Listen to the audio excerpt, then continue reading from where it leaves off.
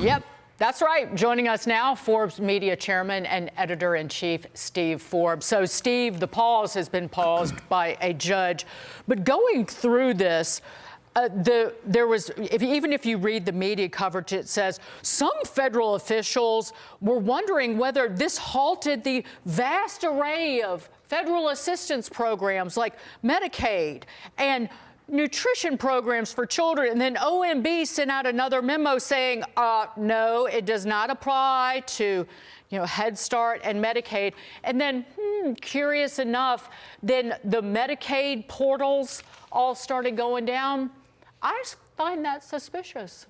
Well, anytime you go after the empire is going to strike back. I'm old enough to remember in the early Reagan administration when they said Reagan has declared that ketchup is a vegetable and stuff like that to try to undermine the integrity of the government.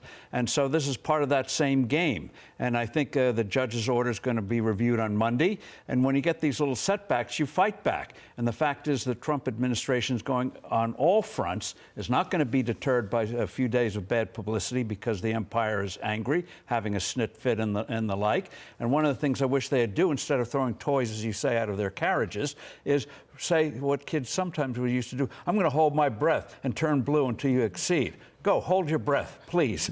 But it is amazing. They do show their hand when where they spend their time, their energy, and how hyperventilating, the hyperventilating that they're doing. Because anytime you try to touch the idea of government spending being slowed down, even for a review before it goes out the door, they want nothing to do with that.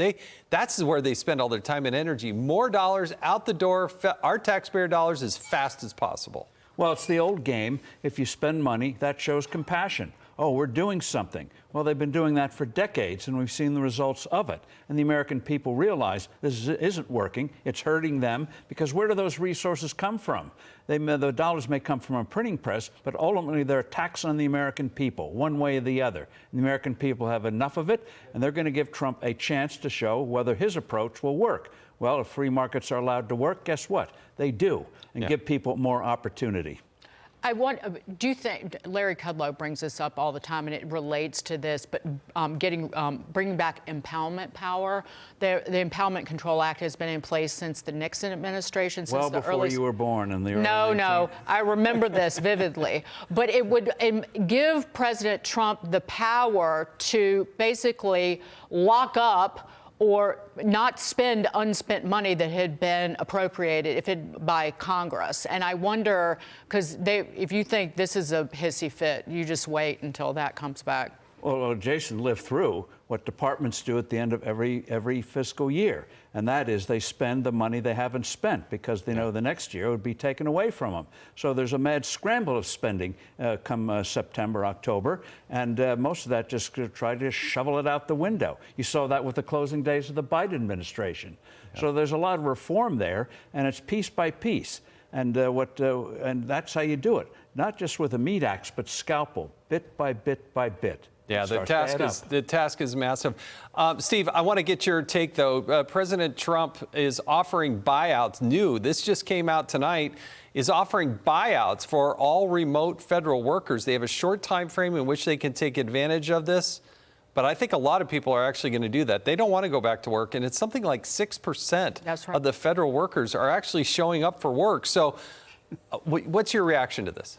That is money well spent. That is an appropriation bill I think everyone should support. They have, I think, till February 6th, a little over a week from now, to make the decision. They get severance through September 30th. Not bad. That's better really than the private generous sector. But long term, it is a godsend for the taxpayers. So more of it. The more you get taking that package, double it if you need to. It'll pay huge dividends to the American people. Not showing up to work, but no longer taxing the American people in the future. And I don't want them to show up to work given what they've been doing. So let them go to another chapter in their lives.